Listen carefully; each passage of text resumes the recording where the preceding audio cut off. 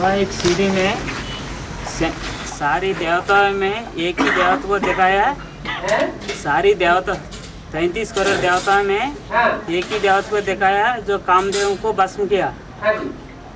ऐसा बताया। वही सीढ़ी में बात बताया। सारी देवताओं में एक ही देवता को दिखाया जो विष पीते हुए दिखाया। दोनों अलग अलग बातें हैं। कर्म करते हुए याद में रहा जा सकता है या नहीं है?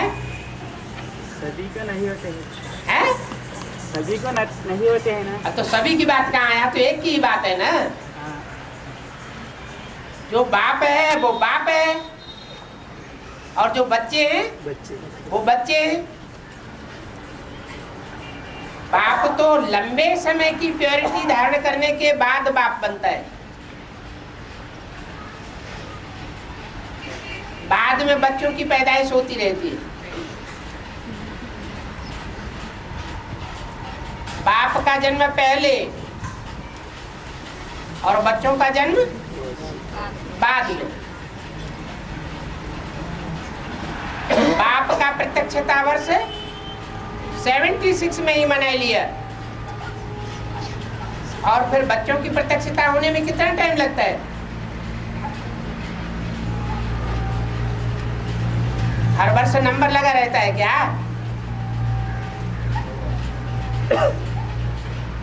3 सीट्स फिक्स हुई। उन 3 सीट्स को फिक्स होने में कितना टाइम लग गया?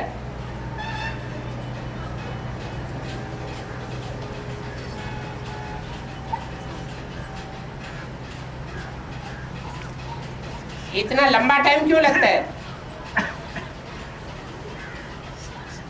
क्योंकि सुप्रीम सोल बाप एक ही मुकर्रर रथ में आता है और संघ का रंग से वो जल्दी परिपक्व स्टेज को प्राप्त करता है। बच्चे नंबरवार होते हैं, इसलिए एक का गायन है। कान होते हुए भी, कान से सुनते हुए भी, सुनते हुए न सुनना। आंख होते हुए भी, आंख अपना विषय ग्रहण करते हुए भी, देखते हुए न देखना। ऐसे ही कामेंद्रिय भी है। कर्म करते हुए भी कर्म किया किया न किया।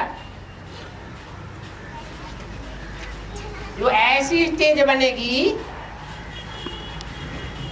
तो उसमें पतन होगा शक्ति का या नहीं होगा?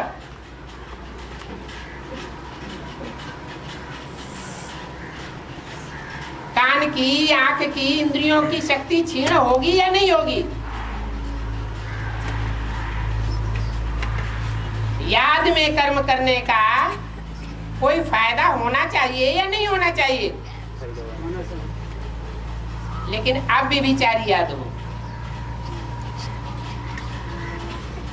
निरंतर याद हो तो सहज याद होगी।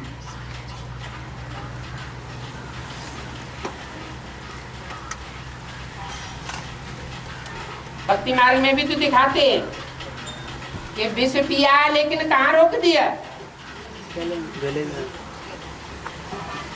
गले में रुक गया। तो बुद्धि तक पहुंचा या नहीं पहुंचा? है? नहीं पहुंचा। बुद्धि तक नहीं पहुंचा। जब बुद्धि तक विषय विकार पहुंचा ही नहीं तो वो याद आएगा? जब याद ही नहीं आएगा तो पतन होना बंद। इसलिए बोला है कि तुम बच्चे त्रेता युग की सीढ़ी चढ़ना शुरू करेंगे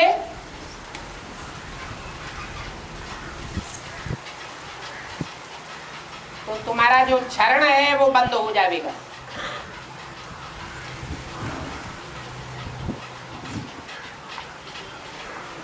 शक्तिपात नहीं होगा,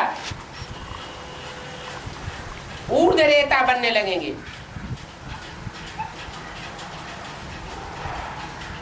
प्रैक्टिस पड़ जाएगी।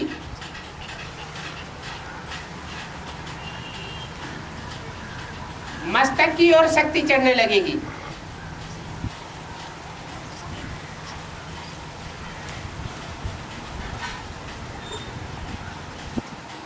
तो शंकर के लिए जो दिखाया जाता है कि विष पीता था, वो दूसरों की नजरों में विष पीता था या पार्वती की नजरों में विष पाई था?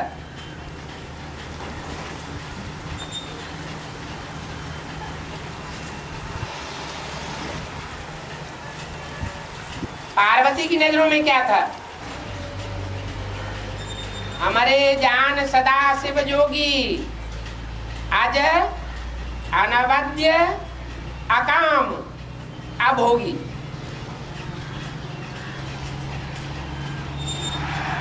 जो भोगी होगा वो योगी नहीं हो सकता,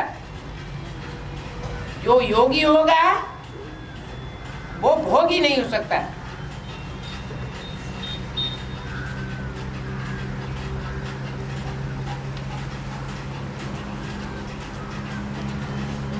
और शंकर विष पीता है, चित्रों में दिखाया जाता है, मूर्तियों में बनाया जाता है, तो उसकी पूजा क्यों होती है?